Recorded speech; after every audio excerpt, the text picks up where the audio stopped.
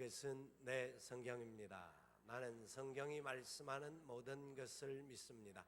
나는 하나님의 자녀이며 성경 속에 있는 모든 약속들도 내 것이고 성경에 할 수 있다고 한 모든 일들을 나는 할 수 있습니다. 나는 지금 영원 불변한 하나님의 말씀을 받습니다. 내 생각은 깨어 있고 내 마음은 열려 있습니다. 지금 받으려 하는 하나님의 말씀으로 인해 분명히 나는 변할 것이고 성장할 것입니다. 할렐루야. 아멘. 사도신경 하늘에 오르사 전능하신 하나님 우편에 앉아 계시다가 이 말씀을 가지고 오늘 함께 은혜를 나누고자 합니다. 여러분들은 여러분의 주위에서 여러분들을 지지해주고 도와주는 조력자들, 그리고 어떤 문제가 생길 때 옆에서 변론을 해주는 그런 분이 계신가요? 아마 자기와 함께 마음을 나누고 모든 일을 하는데 그렇게 해줄 수 있는 사람이라고 하면 굉장히 의미가 있을 겁니다. 힘이 될 것입니다. 우리가 살아가면서 하나님의 공동체 안에서 그런 아름다운 모습들이 우리 가운데 일어나야 합니다. 나아가서 이 땅에서도 어떤 문제들이 일어나고 어떤 상황에 어려움들이 생길 때에 전문적으로 변호사들이 그 문제들을 조력하고 도와줍니다. 그러면 어떤 상황들을 잘 넘어갈 수가 있고 해결될 수 있는 길들이 많습니다. 어떤 변호사를 함께 하느냐에 따라서 결과가 전혀 다를 수가 있습니다. 여러분들의 삶의 자리 속에서는 누가 우리를 그렇게 도와주고 재현해 준다고 생각하십니까?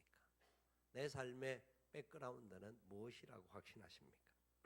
오늘 우리는 이 본문을 통하여서 예수님께서 하늘에 승천하셨고 승천하신 그분이 하늘 보좌 우편에 앉아 계심을 말씀을 통하여 깨달을 뿐 아니라 이 깨달아진 말씀 안에 진짜 우리에게 말씀하시고자 하시는 주님의 뜻을 발견할 수 있었으면 좋겠습니다. 우리가 교회는 수없이 다니고 교회를 다니면 다닐수록 또 여러 가지 일들을 맡는데도 불구하고 우리 안에 여전히 불안함과 두려움과 분노와 갈등과 아픔과 상처들이 있을 수가 있습니다. 그것은 하나님의 귀한 뜻이 아니죠. 하나님께서 우리에게 오늘 말씀을 통하여서 예수님이 하늘에 오르시고 승천하셔서 보좌 우편에 앉아 계신다라는 것을 우리가 입으로만 고백하고 입으로만 드러내는 것이 아니라 실제 우리의 삶에는 이것이 무슨 상관관계가 있는지를 정확하게 알아야 합니다. 예수님은 승천하셨습니다. 승천하셨음을 믿으십니까? 예수님 분명히 승천하셨어요. 사실 이것을 믿는다라는 게 쉬운 일이 아니에요. 그러나 예수님 분명히 승천하셨어요. 사람들 중에 죽음을 당하지 않고 승천한 사람이 두 사람이 있습니다. 죽음을 맛보지 않고 승천한 두 사람, 구약에 등장하는 분인데 누군지 아시죠? 에녹과 엘리야. 그 두 사람은 죽음을 맛보지 않고 이 땅에서 하나님의 거룩한 역사를 감당을 마치고 하늘나라의 부름을 받았습니다. 그 부름을 받는 모든 것들이 하나님의 영광의 역사로 성경에 기록되어져 있죠. 우리 예수님은 죽으셨다가 3일 만에 부활하셨고 부활하신 이후에 40일 동안 이 땅에 계시다가 승천하셨습니다. 주님의 승천하셨던 사건은 그냥 단순한 사건으로 여겨질 것이 아니라 너무나 놀라운 의미가 그 속에 담겨져 있고 이 승천을 통하여서 우리에게 주시고자 하시는 큰 역사가 담겨져 있음을 알아야 합니다. 승천을 생각하기 전에 우리가 다시 한번 정리해 볼 수 있는 것은 주님이 이 땅에 오심에 대한 이야기입니다. 빌립보서 2장 5절 이하의 말씀에 이렇게 이야기를 해요. 그는 근본 하나님의 본체시나 그는 근본 바로 그 하나님이시다라는 겁니다. 바로 그 하나님 그분이셨는데 그분이 자기를 낮추셔서 인간의 몸을 입고 이 땅에 오셨고 죽기까지 복종하셔서 십자가에 죽으셨다라고 이야기를 합니다. 자, 예수님이 이 땅에 오셨고 인간의 몸을 입고 오셔서 십자가에 죽으신 것을 우리는 분명히 믿습니다. 그 믿음이 있어야 합니다. 여러분 믿으십니까? 예수님이 날 위하여 십자가에 죽으시기 위해서 인간의 몸을 입고 이 땅에 오셨다. 그것을 믿어야 되죠. 그 믿음이 있다고 한다면 우리의 모든 죄의 문제, 우리의 모든 삶의 문제들을 주께서 책임져 주시고 해결해 주셨고 사망에 눌려 있는 답답하고 안타까운 그 고통 속에서 회복해 주시는 은혜가 있다라는 것을 우리는 확신합니다. 우리가 살아가는 세상이 절대로 만만한 세상이 아니에요. 답답하고 어려움도 많고 위기도 많고 사건도 많고 개인적으로든지 어떤 공동체든지 여러 가지 안타까운 문제들이 많아요. 그러나 주님의 죽으심과 부활하심을 믿기 때문에 우리는 그 모든 상황 속에서 하나님의 영광을 경험하게 될 줄 믿으시기 바랍니다. 그렇게 주님이 멈추어 계시지 아니하시고 부활하셨고 부활하실 뿐만 아니라 40일 후에 승천하셨습니다. 그 모습을 빌립보서 2장 9절 이하에서는 이렇게 말씀하고 있어요. 이러므로 하나님이 그를 지극히 높여 모든 이름 위에 뛰어난 이름을 주사 하늘에 있는 자들과 땅에 있는 자들과 땅 아래에 있는 자들로 모든 무릎을 예수의 이름에 꿇게 하시고 모든 입으로 예수 그리스도를 주라 시인하게 하여 하나님 아버지께 영광을 돌리게 하셨느니라.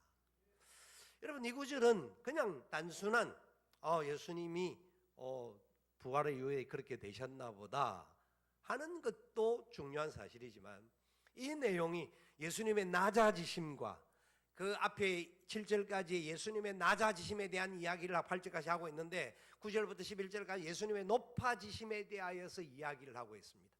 높아지신 그분이 어떻게 높아지셨느냐? 본래 자리의 회복입니다. 예수님은 본래 하나님이셨습니다. 본래 하나님이신 그분께서 죽으셨다가 부활하시고 성천하시는 사건은 본래 하나님의 자리로 회복되어지는 사건을 우리에게 보여주고 있습니다. 여러분, 이게 얼마나 놀라운 사실이에요. 그분은 이 땅에 올 이유도 없습니다. 그 일을 안 해도 사실 상관없는 분이셨음에도 불구하고 그러나 그분이 아니고는 그 문제를 해결할 수 있는 분이 아무도 없었기에 이 땅에 오셔서 인간의 몸을 입고 오셨고 죽기까지 복종하신 겁니다. 그래서 그분은 하늘에 오르시는데 오늘 본문 읽었던 본문은 이렇게 말씀하고 있죠. 다시 한번 같이 읽어봅시다. 그러므로 우리에게 큰 대제사장이 계시니 승천하시니 곧 하나님의 아들 예수시라. 우리가 믿는 도리를 굳게 잡을지어다. 이분이 어떤 분이냐? 큰 대제사장이라고 말씀합니다. 예수님이 큰 대제사장. 이 히브리서 4장부터 10장까지는 예수님의 대제사장 되심에 대한 설명이 다 나오는 거예요. 그분의 대제사장 되심의 영원한 속죄, 영원한 회복, 완전한 회복에 대한 이야기들을 이야기하는데 그 대제사장 그분이 어떤 분이냐? 승천하셨다라는 겁니다. 승천, 하늘에 올라가셨다. 그리고 하나님의 아들 예수 그리스도시다. 그렇게 말씀합니다. 여러분, 예수님이 대제사장 되신다라는 사실은 우리에게 너무나 놀라운 사실입니다. 오늘 예수님이 빌립보서 2장에 높아지셨던 사건과 대제사장 되는 사건이 우리와는 어떤 상관관계가 있을까요?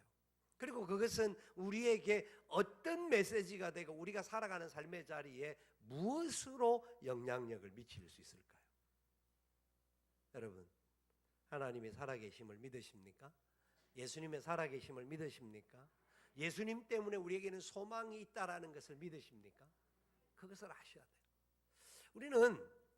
우리가 살고 있는 세상이 많이 힘들고 어려운 과정을 경험하다가 보니까 그 부분에 대하여서 굉장히 흔들릴 때가 많아요.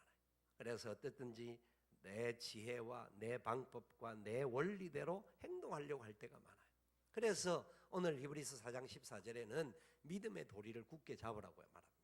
이 믿음의 도리를 잡는다라는 것은 온전하신 것, 그리고 우리에게 같은 내용으로 말씀하고 있는 이 뜻, 하나님 앞에 같이 고백해야 될 그것이 바로 신앙 고백인데 우리가 붙잡을 수 있는 것이 뭐냐? 그분이 우리의 큰 대제사장 되시고 하늘에 승천하신 바로 하나님의 아들 예수 그리스도시다. 그것을 붙잡으라는 겁니다. 다른 어떤 것을 붙잡으라는 것이 아니라 그분이 우리의 대제사장 되시고 그분이 우리를 위하여서 죽으셨다가 부활하셨고 승천하신 예수 그리스도시다. 그것을 붙잡으라는 거죠. 우리는 엉뚱한 걸 붙잡고 잡은 줄로 생각하지만 썩은 동아줄을 붙잡을 때가 굉장히 많습니다. 그래서 우리의 신앙 고백은 참으로 예수님 바로 그분이 우리의 대제사장 되시고 그분이 바로 하나님의 아들이시고 승천하신 분이시다. 이것을 믿어야 합니다. 이것을 고백해야 합니다. 그 정도 난 다 알고 있어요. 다 고백해요. 그렇다고 한다면 우리의 삶이 이 신앙 고백과 어떤 관계가 있는지를 살펴볼 수 있어야 합니다. 사도행전에서 예수님께서 부활 이후의 사건을 앞에 잠시 짧게 보여줍니다. 복음서 마지막 부분에 나오는 것과 사도행전이 같이 혼용되어서 나오는 것들이 나오는데, 예수님께서 부활하신 이후에 40일 동안 이 땅에 계시면서 가르치던 메시지가 있습니다. 그 메시지의 내용이 뭔 줄 아십니까? 무엇을 가르치셨나요? 하나님의 나라의 일을 가르치셨습니다. 여러분, 예수님이 제일 먼저 공생의 사역을 시작하면서 가르친 말씀이 뭔 줄 아십니까? 회개하라, 천국이 가까웠느니라. 마태복음 4장에서 말씀하시고 마가복음 1장에서는 회개하고 하나님의 나라의 복음을 믿으라, 그렇게 말씀합니다. 같은 맥락이에요. 같은 말씀이에요. 예수님이 사역하는 공생의 모든 사역에 있어서 가르쳤던 말씀이 하나님의 나라의 복음을 가르치셨어요. 복음을 가르쳤고 하나님의 나라가 어떤 것임을 가르쳐 주셨어요. 우리가 사는 세상에 살지만 우리는 하나님의 나라를 누리면서 살 수 있는 존재들이다. 그것을 가르치셨어요. 마지막 이 땅을 떠나는 순간에도 무엇을 가르치셨나? 하나님의 나라의 일을 가르쳐 주셨어요. 하나님의 나라, 천국을 가르쳐 주신 거예요. 그 복음을 듣는 제자들은 천국의 삶을 살 수 있는 자들이 되어질 수 있도록 가르쳐 주셨고, 이 기록되어진 말씀 안에 살아가는 우리들도 하나님의 나라의 일, 천국의 일을 소망하며 살 수 있는 자들로 주님이 인도해 주신다라는 거예요. 마지막 승천하시는 순간까지 하나님의 나라의 일을 가르치시면서 우리가 너무나 잘 아는 사도행전 1장 8절에 오직 성령이 너희에게 임하시면 너희가 권능을 받고 예루살렘과 온 유대와 사마리아와 땅끝까지 이르러 내 증인이 되리라 선언하셨어요. 명령하셨어요. 증인이라고 하는 말은 말투스라고 하는 말인데, 증인이라는 말은 순교자라는 뜻이 있다고 말씀을 드렸어요. 예수님의 12제자, 가룟 유다를 대신하여 마띠아까지 들어온 12제자 중에 사도 요한을 제외하고 11제자는 주님의 복음을 위하여 복음 전가하다가 순교했다라고 하는 기록이 있어요. 사도 요한은 예수님의 어머님을 모시는 것 때문에 노한으로 이제 나이가 들어서 하나님의 부름을 받았지만, 다른 모든 제자들은 순교했어요. 그것이 역사 그 여러 가지 사건 속에서 우리에게 보여주는 것이 있는데 뭡니까? 진정 이 땅에 살아가면서 예수님의 복음, 하늘나라의 복음 때문에 순교의 피를 흘린다고 할지라도 그것보다 더 영광스러운 일이었고, 하나님의 영광의 일을 감당하는 그 속에 하나님의 나라의 역사가 일어나는 것, 그러니까 죽음도 우리를 삼킬 수 없다라고 하는 담대한 역사가 그 제자들의 모든 삶의 자리를 통하여서 보여주시는 사건들이에요. 여러분, 저와 여러분 이 땅을 살아가는 삶이 하나님의 나라의 일을 보며 살아갈 수 있기를 축원합니다. 하나님의 나라를 경험하며 살아갈 수 있기를 소망합니다. 그냥 우리가 사는데 그냥 우리끼리 좋으면 막 기쁨이고, 어떤 어려움이 오면 주님이 내 곁에 계시지 않나 보다라고 원망과 불평할 것이 아니라, 그 고통과 아픔과 상처는 이 땅에 공중권세 잡은 자들이 있기 때문에 끝없이 우리에게 찾아옵니다. 끝없이 문제가 일어납니다. 끝없이 사건이 일어납니다. 그 사건 속에도 주님이 부활하셨고 성천하시기까지 이 말씀을 우리에게 가르치셨고 명령하셨음을 기억하면서 믿음으로 바라보고 나아가면 하나님의 나라를 이루게 될 줄 믿으시기 바랍니다. 하나님의 역사가 우리 가운데 일어난다라는 겁니다. 그러는 과정에서 주님이 하늘로 그 메시지를 전가하고 난 이후에 하늘나라에 승천하셨음을 1장 9절에서 말씀합니다. 사도행전 1장 9절에 이 말씀을 마치시고 그들이 보는데 올려져 가시니 구름이 그를 가리어 보이지 않게 하더라. 주님이 하늘나라로 올라가시고 올라가는 과정에서 구름이 가리워졌다. 구름이 가리워졌다. 예, 올라간 비행기가 하늘로 올라가면 구름 위로 가기, 높은 데 가는 데는 구름 위로 가기 때문에 밑에서는 보이지가 않습니다. 그래서 가리워졌다. 이게 어떤 물리적인 문제에 있어서도 그 말이 표현이 맞습니다만은, 그러나 여기 등장하는 구름 가리워지면 그 정도의 의미가 아니라는 겁니다. 여러분, 아이들에게 질문합니다. 구름 위에 사람이 올라탈 수 있느냐 없느냐 하면 아이들은 있다 그 대답합니다. 왜요? 뭐 때문에 그렇게 말하죠? 손오공 때문에. 그렇지 않습니까? 손오공이 구름을 타고 막 다니니까. 그런데 사실 구름 그 자체는 사람이 위에 설 수도 어떻게 할 수 있는 것도 아닙니다. 그리고 이때 물리적인 그 어떤 상태에 있는 그 현상 상태의 구름은 비행기가 뚫고 가고 내려오고 사람들 뭐 어떤 과정이든지 통과가 가능한 부분들입니다. 그런데 주님이 구름 가운데 구름이 가리워졌다라고 하는 말은 어떤 말씀이 여러분 혹시 생각나십니까? 모세가 시내산에서 하나님의 계명을 받을 때에 하나님이 나타나십니다. 하나님의 영광이 나타나는데 그 영광이 나타날 때 구름과 함께 나타나셨습니다.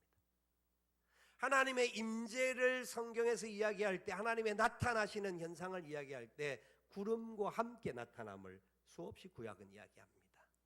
왜냐하면 그 영광이 너무나 커서 우리의 눈으로 그 영광을 보다가는 그 자리에서 죽게 될 수밖에 없기 때문에, 바로 여기 구름은 그런 의미의 의미도 담겨져 있습니다.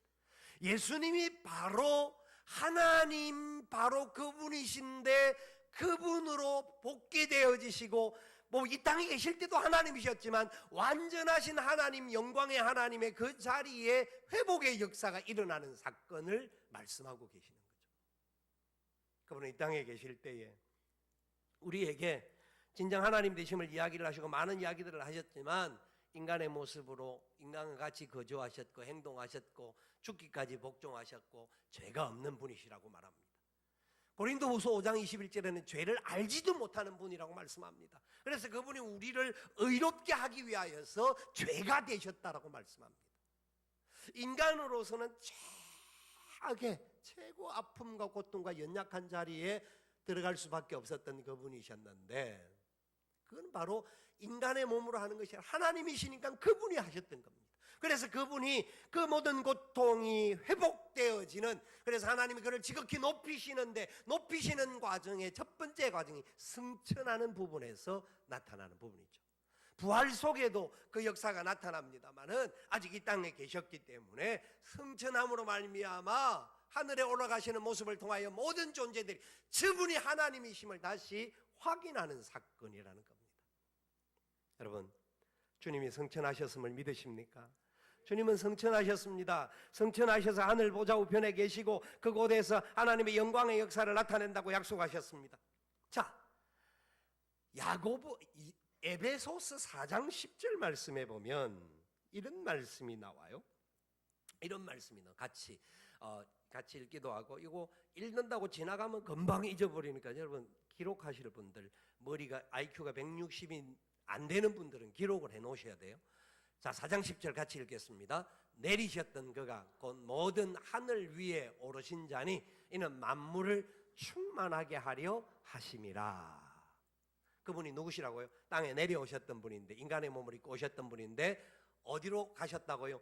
오르신 분이다. 승천하신 분이다. 하늘에 올라가신 분이다. 왜? 이는 무엇을 충만하게? 만물을 충만하게 하게 합니다. 주님의 승천은 그냥 올라가심으로 끝나는 것이 아니라 그 올라가시는 사건을 통하여 하나님의 자리로 회복되는 그 자리에 들어가실 뿐만 아니라 바로 그 하나님이, 그분이 확정되어 주시는 사건일 뿐만 아니라 저와 여러분들 모든 만물을 어떻게 하기 위함이다? 충만케 하기 위함이다. 성천을 믿는 사람들은 주님이 우리에게 충만함을 주실 줄 믿습니다. 고백해야 합니다. 자, 에베소서 1장 22절 23절 말씀 한 번 더 같이 읽어봅시다. 또 만물을 그의 발 아래에 복종하게 하시고 그를 만물 위에 교회의 머리로 삼으셨느니라. 교회는 그의 몸이니 만물 안에서 만물을 충만하게 하시는 이의 충만함이니라. 아멘. 예수님은 승천하심으로 말미암아 모든 만물이 충만케 하신다고 약속하셨는데 그 만물의 충만함의 출발이 어디냐? 주님의 몸된 교회라는 겁니다. 주님의 몸된 교회 안에 있는 우리 모두를 주님께서 만물 위에 만물 안에서 만물을 충만하시는 이의 충만함을 받게 된다라고 약속합니다. 여러분, 주님이 우리에게 약속하신 약속을 믿으십니까? 그분이 우리의 머리가 되실 뿐만 아니라 하늘에 승천하신 분인데 바로 하나님 그분이신데 그분이 저와 여러분을 충만케 하시는 분이시다. 아멘. 내 삶은 어떻습니까? 내 삶의 자리 속에 생겨나고 있는 문제들을 바라보면서 우리는 어떻게 생각합니까? 하나님이 살아계시면 내가 왜 이런 어려운 문제, 이런 답답하고 안타까운 문제, 해결하지 못하는 문제가 우리인데 왜 이렇게 많을까? 그래요. 내 힘으로는, 내 방법으로는 끝없이 해결이 되지 않는 거죠.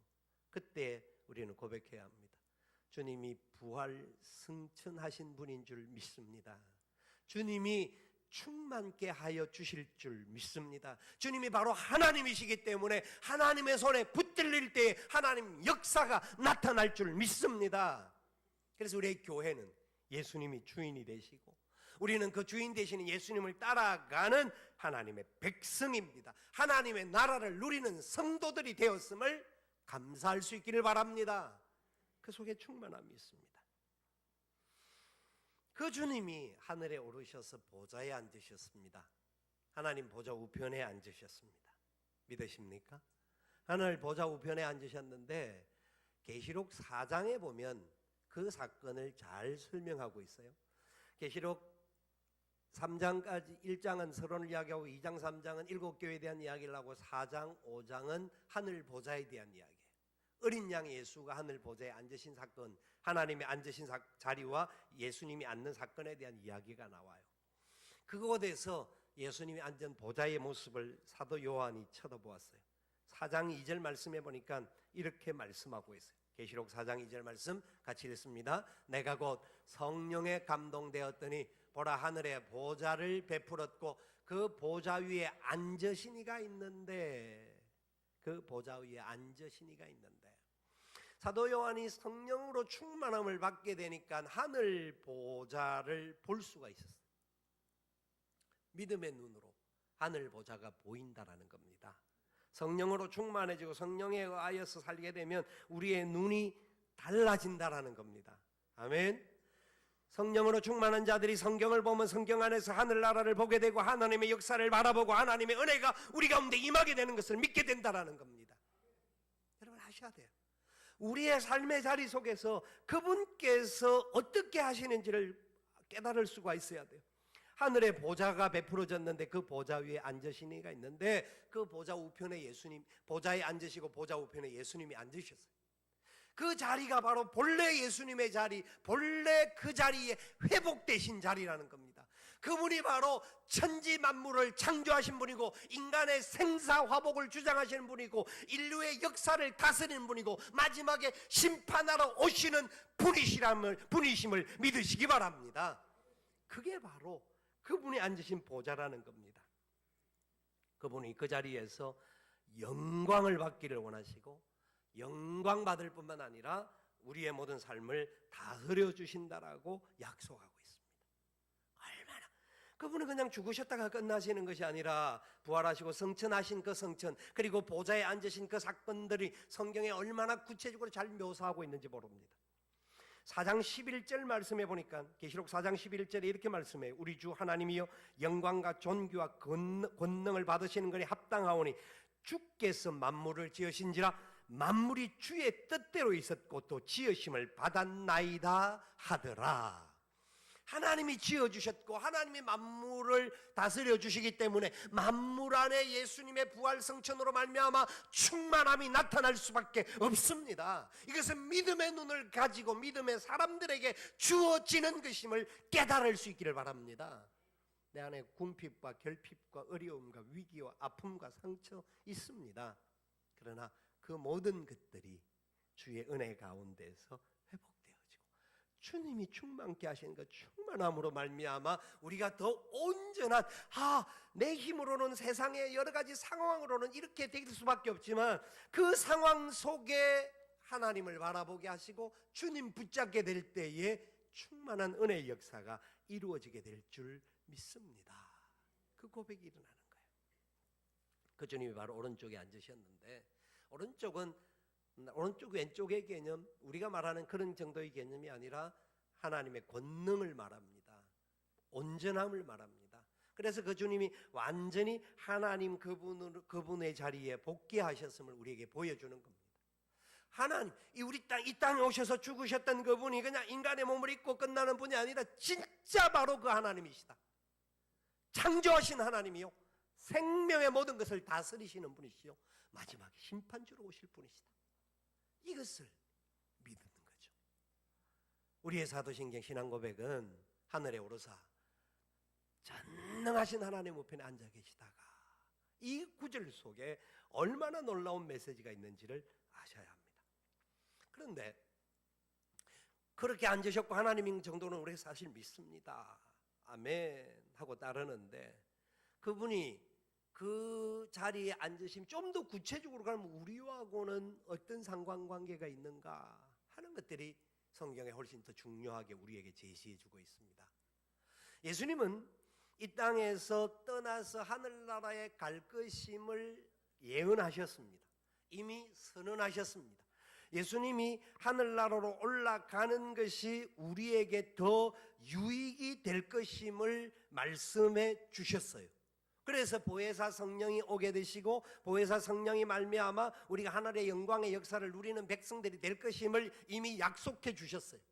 자, 여러분, 우리 예수님이 인간의 몸을 입고 계시는 동안도 이 땅에서 수많은 병자들을 고치고 기적을 일으키시고 새로운 역사들을 일으키셨는데, 부활하신 그분이 이 땅에 그냥 계속 우리와 함께, 그분은 부활체이기 때문에 영원성을 가질 수 있는 분이시기 때문에 영원히 우리와 같이 계셨다고 한다면 훨씬 더 좋지 않았겠는가, 그렇게 생각할 수도 있는 거예요. 하늘나라 보좌 올라가서 그 하나님의 역사를 이루실 그분이라고 한다면 지금 계속해서 우리 곁에 계셔서 우리 손을 잡아주시면 좋지 않겠는가 생각을 할 수가 있죠. 그래서 우리는 예수님이 하늘나라에 올라가셨다는 것 때문에 멀리 가 계시는 줄로 생각할 수가 있는 거예요. 근데 그게 아니에요. 예수님은 하늘나라에 보좌 올라가서 하나님의 그 보좌에 앉으셨다라는 것은 바로 그분은 하나님의 역사, 하나님이신데 그 역사를 우리의 삶의 자리 모든 곳에 시공을 초월하여서 역사하시는 분이라는 겁니다. 만물 안에 만물을 충만케 하시는 충만을 주시는 분이라는 거예요. 내 삶의 자리를 눈동자가 같이 지켜보고 계신다라는 거예요. 내 모든 상황을 다 아신다라는 거예요. 그리고 더 구체적으로 그분이 행하시는 일이 있습니다. 이런 모든 고난을 가지신 분일 뿐만 아니라 요한일서 2장 1절 말씀해 보니까 그분이 우리를 위하여서 행하는 일을 이렇게 설명하고 있어요. 요한일서 2장 1절 같이 읽겠습니다. 나의 자녀들아, 내가 이것을 너희에게 쓰면 너희로 죄를 범하지 않게 하려 함이라. 만일 누가 죄를 범하여도 아버지 앞에서 우리에게 대언자가 있으니 곧 의로우신 예수 그리스도시라. 아멘. 이분의 대제사장 되심을 요한은 요한일서 2장에서 말씀하고 계시는 거예요. 요한일서 2장 1절에서 우리가 연약하여서 우리는 순간순간마다 넘어질 수밖에 없는 존재죠. 믿음을 가지고 교회를 다니고 주일날 예배 나오는 동안 할렐루야 찬송하고 아멘 하다가 나가자마자 사건을 일으키고 나가자마자 분노하고 갈등을 일으키고 이런 모습이 우리 안에 있어요. 아닌 척하고 앉아 있어도 우리는 다 그런 연약한 존재들이에요. 그런 연약한 존재들인 우리들을 위하여서 지금은 주님께서 하늘 보좌 우편에 계신 그분이 하나님 앞에서 이 부분을 가지고 우리를 위해서 대언하시는 분. 아버지 아시잖아요. 내가 저 연약한 인생들을 위해서 아버지의 명령 따라 십자가에 죽었잖아요. 인간의 몸을 입고 가셔서 고난을 당하고 모든 위기와 상황들을 다 경험하고 저 사람들을 하나님의 자녀로 완전히 세우기 위해서 내가 죽었고 부활했고 지금 이 자리까지 오고 있잖아요. 하나님 끝까지 책임져 주실 줄 믿습니다. 회복시켜 주셔야 합니다. 주님이 저와 여러분들을 위해서 대언하고 계세요. 죄에 대한 문제가 있을 때마다 우리는 그 주님의 은혜의 역사에 힘입어서 우리가 연약할 때 하나님의 사람이라고 하면 주님의 그 말씀과 은혜의 역사가 깨달아지고 생각나져서 하나님 앞에 회개하며 나아갈 수 있게 되는 겁니다. 우리가 우리의 죄를 자복하고 회개하면 저는 미쁘시고 의로우사 우리의 모든 죄를 사하시고 우리를 모든 불의에서 깨끗게 하실 줄 믿습니다. 그 회개의 순간 안에 우리는 다시 하나님의 나라의 백성으로 회복되어지는 거예요. 회개함으로 말미암아 하나님의 나라 복음에 살아가게 되는 거예요. 그게 주님이 끝없이 우리를 위해서 대언하고 계심의 역사가 우리의 삶의 자리에 지금도 나타나는 거죠. 여러분, 세상 산다고 이 땅에서만 사는 조건으로 살지 마시기 바랍니다. 믿음의 눈을 들어 주님이 나를 위해서 하나님 앞에서 대언하고 계심을 볼 수 있기를 바랍니다. 그러면 우리는 잘못을 했다가도 하나님 앞에 다시 회개합니다. 내가 부족합니다. 내가 또 연약합니다. 하나님 새 힘을 더하여 주옵소서. 주님의 은혜에 힘입어 하나님의 보좌 앞에 담대히 나아가기를 원합니다. 회복하여 주실 줄 믿습니다. 로마서 8장 33절 34절에는 주님의 대언하는 모습을 이렇게 설명하고 있습니다. 누가 능히 하나님께서 택하신 자들을 고발하리요 의롭다 하시니는 하나님이시니 같이 읽습니다. 누가 정죄하리요 죽으실 뿐 아니라 다시 살아나시니는 그리스도 예수시니 그는 하나님 우편에 계신 자요 우리를 위하여 간구하시는 자신이라. 아멘. 하나님 앞에서 우리의 죄를 대언해 주실 뿐만 아니라 하나님 보좌 우편에 앉으신 예수님께서 저와 여러분을 위하여 중보 기도하고 계십니다. 누군가 널 위하여 누군가 기도하네. 내가 홀로 외로워서 마음이 무너질 때 누군가 널 위해 기도하네. 아멘. 하나님의 사람들이 서로를 위해서 기도해 주는 거 얼마나 중요한 일인지 모릅니다. 예수님을 닮아서 우리가 다른 사람들을 위해서 기도하는 건 너무나 귀한 일이죠. 그런 기도의 배경이 있는 사람은 하나님의 영광의 역사 속에 승리합니다. 은혜가 흘러가게 되어 있습니다. 여러분들이 저를 위하여 기도하고 제가 또 여러분들을 위하여 기도하고 우리 모두가 서로를 위하여 기도하는 기도는 하나님의 역사를 이루는 기도인 줄 믿습니다. 그러나 사람은 연약하여서 다 그러지 못할 수가 있습니다. 우리는 연약하여서 다른 사람을 위하여 기도하지 못할 때도 있습니다. 누군가 나를 위하여 나는 아무도 없어, 내 주위에 아무도 없어 답답하게 생각하는 그때 하늘을 보십시오. 말씀을 들어보십시오. 주님이 날 위하여 지금도 하나님 보좌 우편에서 기도하고 계심을 믿으시기 바랍니다. 그 기도의 손을 붙잡을 수 있기를 바랍니다.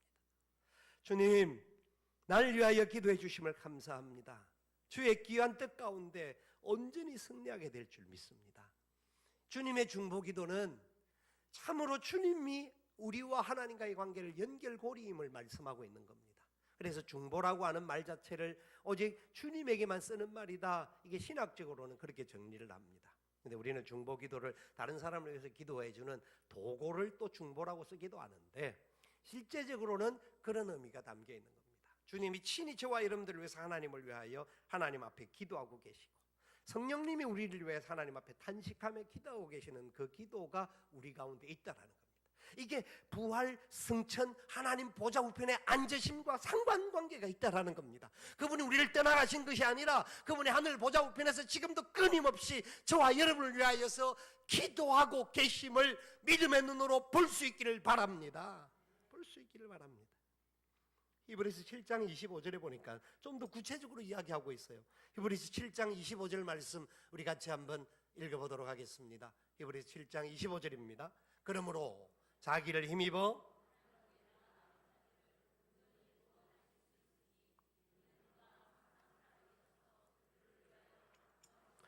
아멘. 예수님의 대제사장 되심은 우리를 위해 끊임없이 기도하는 겁니다. 끊임없이 기도하시고 끊임없이 우리의 죄를 사해 주시고 끊임없이 은혜를 베풀어 주시는 겁니다. 그러는 과정에서 7장 25절 앞부분에 뭐라고 합니까? 자기를 힘입어 하나님께 나아가는 자들을 누구의 힘에 의하여서 내 힘과 내 능력과 내 노력과 내 실력과 내 잘남이 아니라 예수 그리스도를 믿고 예수 그리스도를 붙잡고 예수 그리스도에 의하여서 하나님께 나아가는 자는 아멘. 여러분 우리는 세상 사람들은 실력자들의 백그라운드가 필요하고 세상에는 수많은 어떤 여러 가지 재물과 재력으로 인하여서 백그라운드가 형성되어질 수 있지만 저와 여러분들의 온전한 백그라운드는 예수 그리스도의 힘을 믿어야 합니다. 그분 때문에 하나님께 언제든지 나아갈 수 있는 거예요. 아멘. 하나님 아버지 앞에 나아가고 그분 앞에 다시 나아갑니다. 그렇게 될 때 어떻게 되느냐? 온전히 구원하실 수 있다. 누가요? 우리 주님께서. 그 일을 위해서 지금도 우리를 위하여 기도하고 계신다라는 겁니다. 오늘 본문 읽었던 본문 뒤에 4장 16절 말씀에도 이렇게 이야기합니다. 그러므로 우리는 긍휼하심을 받고 때를 따라 돕는 은혜를 얻기 위하여 은혜의 보좌 앞에 담대히 나아갈지니라. 아멘. 아멘. 그분이 성천하셔서 하늘 보좌에 앉으셨다라는 것은 우리와 멀리 떨어졌다라는 것이 아니라 우리의 모든 삶을 온전하게 아시고 온전하게 회복하시고 풍성하고 충만하게 하시는 바로 하나님 그 자리에 복귀하셨으니 그분이 우리의 삶의 모든 자리에 순간순간마다 간섭해 주시기를 원하신다라는 겁니다. 그래서 우리는 그분 앞에 나아갈 수 있어야 합니다. 나아가되 회개하며 나아가는 것이 첫 번째죠. 그분이 우리의 죄를 위하여 기도하고 계시고 대언하고 계시기 때문에 우리가 죄를 지을 때 하나님의 사람이라고 하면 내 교만함과 무례함과 죄 지은 문제들이 깨달아지게 돼요. 성령에 의하여서 우리 마음속에 부딪힘이 와야 돼요. 내 힘으로 내가 내 능력으로 했던 연약함들을 내려놓을 줄 아는 회개의 역사가 우리 안에 일어나게 되죠. 그렇게 될 때 우리는 하나님의 나라를 누리기 시작합니다. 하나님 나라 안에 들어 회개와 하나님 나라 안에 시작이라는 거죠. 그리고 난 다음에 더 구체적으로 은혜의 보좌 앞에 나가는 거예요. 그분의 보좌 앞에 하늘 보좌에 앉으신 그분 앞에 나아갔어. 바로 그분 앞에 모든 것을 다 대면하고 그분 앞에 드릴 수 있게 된다는 것은 그분이 우리에게 하늘의 영광과 하늘의 기쁨으로 충만하게 허락하여 주신다라는 겁니다. 삶의 자리가 여러 가지 상황의 문제들이 둘러싸여 있어서 안타깝고 답답할 수가 있습니다. 그때마다 생각할 수 있는 것은 하나님이 살아계십니다. 하나님, 이 모든 것 하나님이 해결하시면 능치 못함이 없을 줄 믿습니다. 하나님의 방법을 찾아야 합니다. 하나님의 뜻 앞에 나아가야 합니다. 그분이 은혜의 보좌 앞에 나오기만 하면 반드시 온전한 구원을 이루어 주신다는 거예요. 이 구원은 단순히 우리가 죄 사함을 받았다는 구원이 아니라 하나님의 완전히 회복케 하는 샬롬의 역사, 평강의 역사가 우리 안에 넘치게 하신다는 거예요. 충만하게 하신다. 충만하게.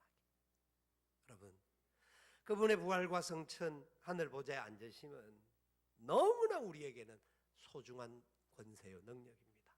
하나님으로 복귀하신 그 자리에서 시도 때도 없이 우리를 향하여 말씀합니다. 히브리 13장 8절 말씀에 예수 그리스도는 어제나 오늘이나 영원토록 어떻게 하시다? 동일하시다. 아멘. 동일하십니다. 그분은 동일하셨어요. 우리를 죄 가운데도 사랑해 주셨고 우리가 믿음으로 살아가는 순간순간에도 손 내밀어 주시고 또 우리를 의의 기구로 사용하셔서 하나님의 영광을 위하여 높여 들어 쓰시면서 하나님 나라를 위하여 달려갈 수 있도록 우리를 보내시는 분이시기도 합니다. 우리는 지금 당장 눈앞에 있는 것들은 해결이 안 돼서 답답함이 있지만 하나님의 권세에 붙들려 걸어가게 되면 승천하신 그분, 보좌에 앉으신 그분께서 우리를 하나님의 영광의 도구로 사용해 주심을 믿어야 합니다. 내 계산과 방법이 아닙니다. 그분의 충만함으로 충만케 하신다고 약속하셨습니다. 그분은 다시 오실 것입니다. 그때에 우리를 바라보시면서 네가 하늘 보자 바라보고 날마다 하늘의 영광을 생각하며 달려온 거 내가 안다. 그런 칭찬을 받을 수 있는 하늘나라를 누리는 주의 권속들 되시기를 살아계신 예수님의 이름으로 축원을 드립니다. 아멘.